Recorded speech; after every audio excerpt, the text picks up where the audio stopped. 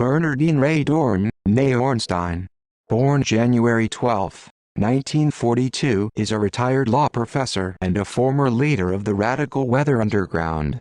As a leader of the Weather Underground in the early 1970s, Dohrn was on the FBI's 10 most wanted list for several years. She remained a fugitive, even though she was removed from the list.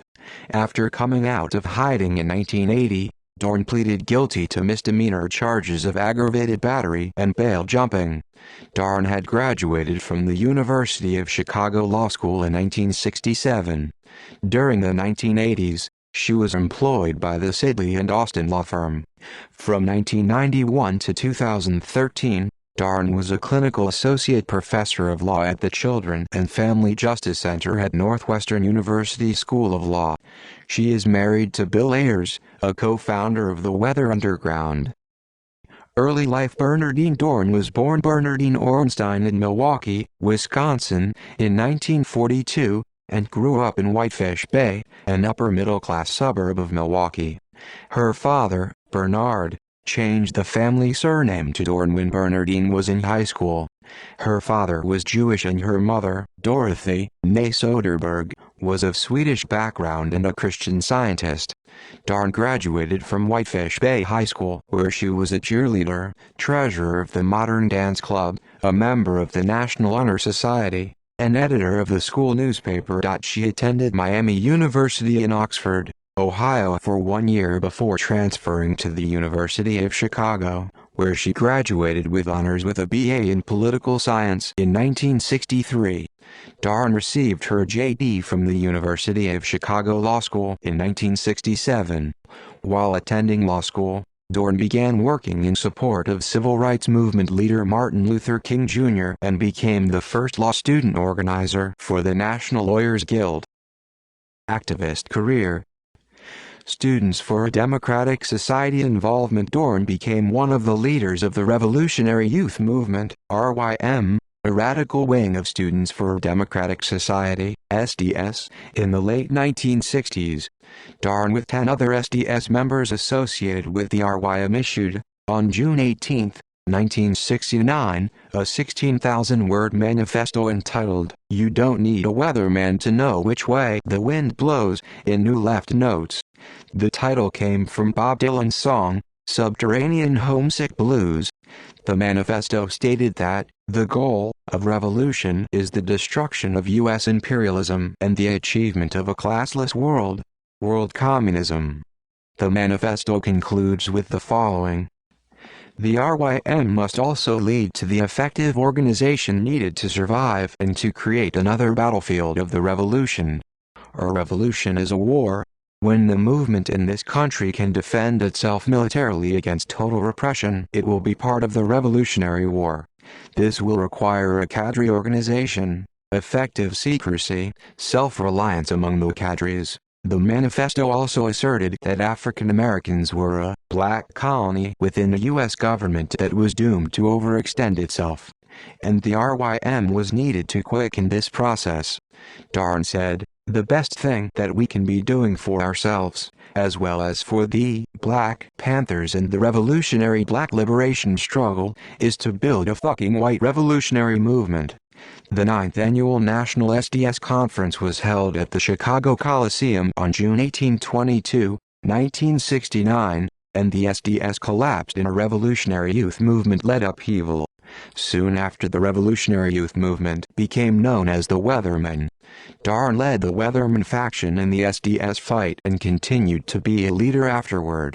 Larry Grathwohl, an FBI informant who was with the Weathermen from autumn 1969 through spring 1970, considered her one of the two top leaders of the organization, along with Bill Ayers.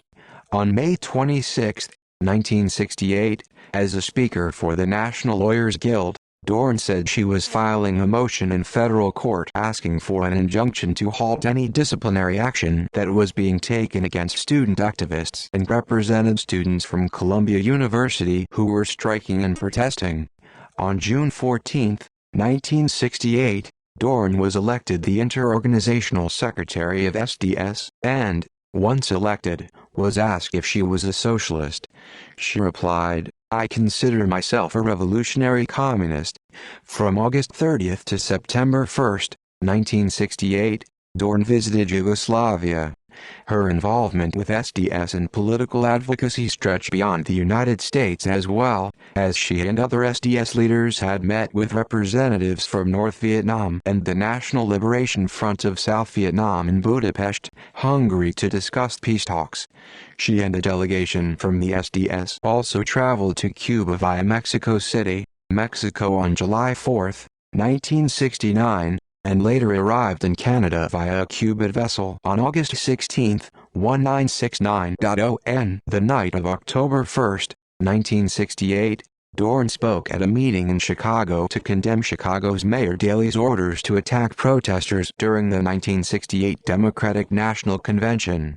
Then, from October 11 to 13, she and SDS held a national meeting at the University of Colorado Boulder wherein Dohrn was a speaker addressing concerns about where the movement was headed and what involvement they could expect as governmental tensions mounted and the student movement splintered into factions. On October 11, 1968, Dohrn suggested she would expand the movement to non-students and do all that was necessary to complete the job of attack, expose, destroy. Dohrn continued to give speeches on behalf of SDS and Weather Underground and attend leadership conferences for both organizations. On January 29 and 30, 1969, in recognition of the 10th anniversary of the Cuban Revolution, the University of Washington held a Cuba teach-in where Dohrn was a speaker on campus. A month later at a press conference at the regional headquarters of SDS in Chicago, Dohrn spoke of the plans that were underway to attack college graduation ceremonies across the country, saying, "Our presence will be known at the graduation ceremonies where the big people will come as speakers." By that time, Dohrn was known as a National Interim Committee member of the SDS and a member of the Weatherman Group. Weather Underground involvement. The Weather Underground was a radical left militant organization responsible for bombings of the United States Capitol, the Pentagon, and several police stations in New York, as well as the Greenwich Village townhouse explosion that killed 3 of its members. Dohrn was a principal signatory on the Weather Underground's declaration of a state of war in May 1970 that formally declared war on the U.S. government, and completed the group's transformation from political advocacy to violent action. She recorded the declaration and sent a transcript of a tape recording to the New York Times.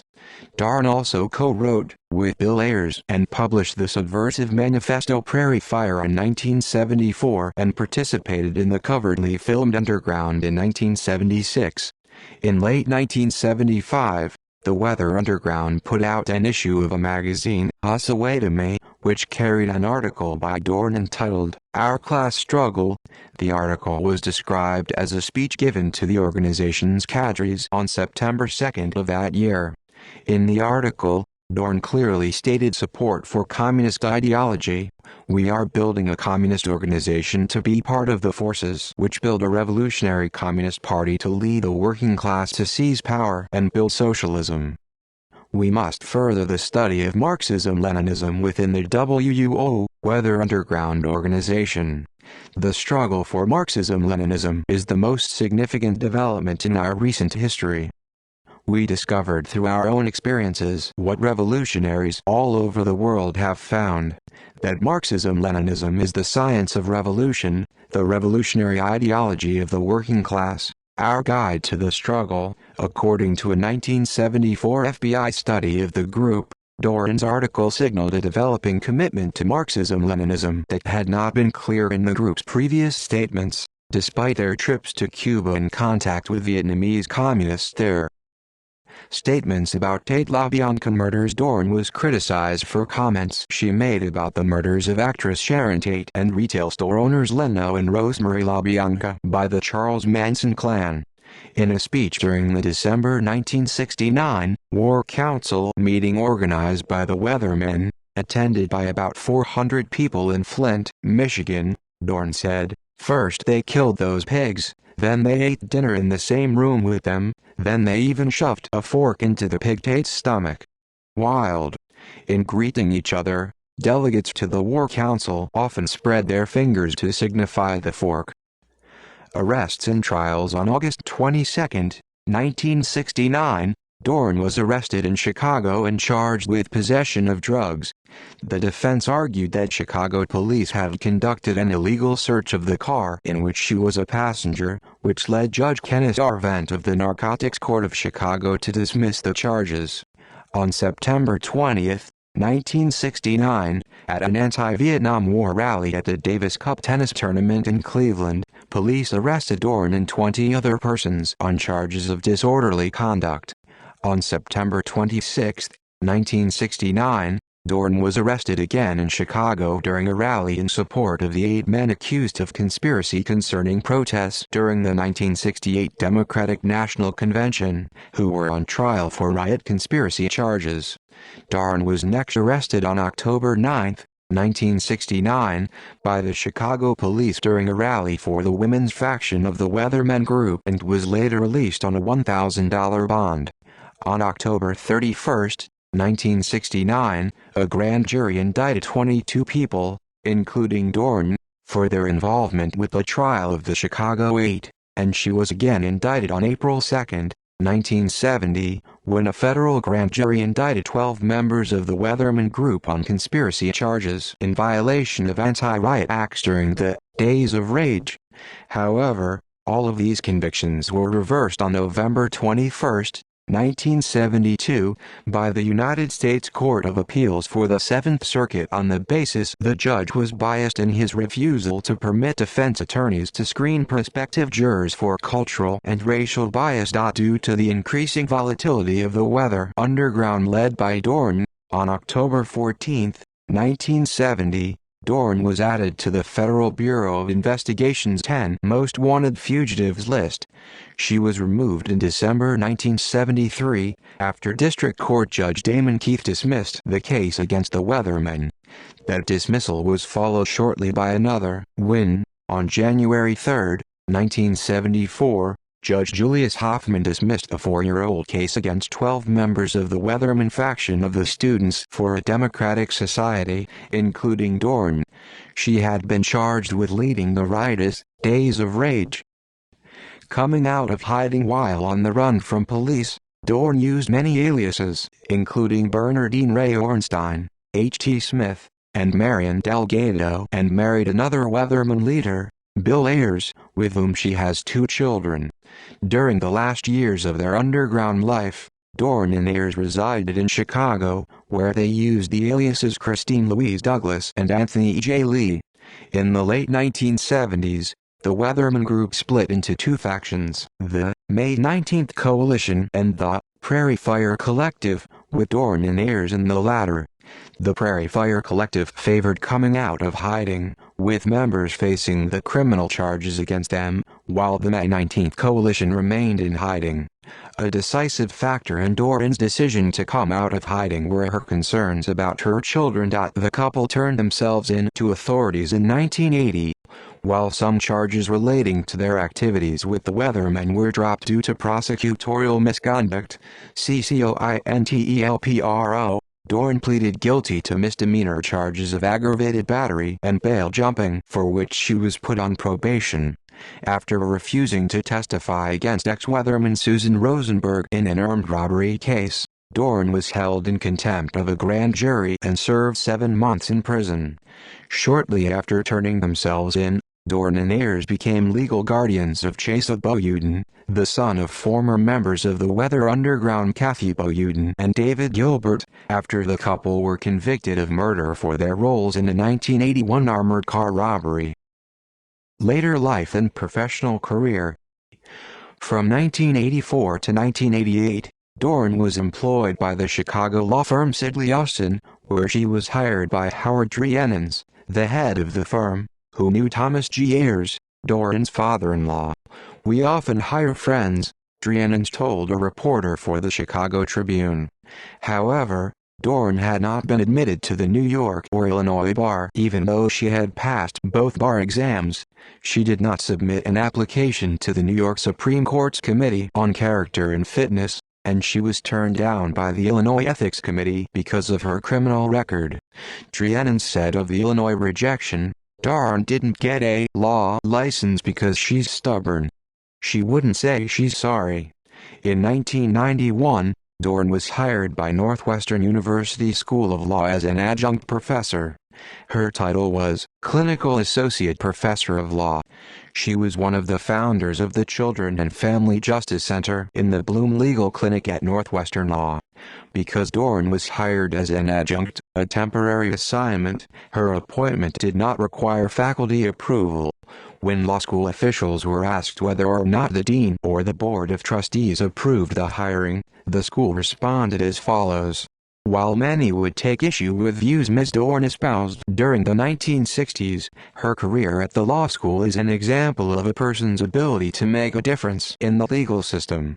She retired from Northwestern Law in 2013. Later politics in 1994, Dohrn said, "I still see myself as a radical." In 2008, Dohrn and Ayers resurfaced into news headlines as presidential candidate John McCain and his running mate Sarah Palin publicly denounced the ties between Ayers and then-presidential candidate Barack Obama. In a November 4, 2010 interview, Dohrn described the right in the U.S. as racist, armed, hostile, and unspeakable, referring to the August 28, 2010 Restoring Honor rally which was promoted by Glenn Beck and held at the Lincoln Memorial in Washington, D.C., Dohrn said, "You have white people armed, demanding the end to the Obama presidency." She has also asserted that, "The real terrorist is the American government, state terrorism unleashed against the world." See also List of Weatherman actions. Weatherman member list. Fugitive Days, 2001, Bill Ayers memoir The Weather Underground film, 2002 documentary List of fugitives from justice who are no longer sought underground, 1976 film, documentary. References. External links. Bernardine Dohrn at IMDb. Transcript of interview in 1996 with Bernardine Dohrn and Bill Ayers. PBS article, The Weatherman Today. Mugshot from Chicago PD Files. Interview with Amy Goodman on Democracy Now! Interview with Bernardine Dohrn by Jonah Raskin, The Rag Blog, October 20, 2011. Bernardine Dohrn on Rag Radio, October 21, 2011, interviewed by Thorne Dreyer, 5733.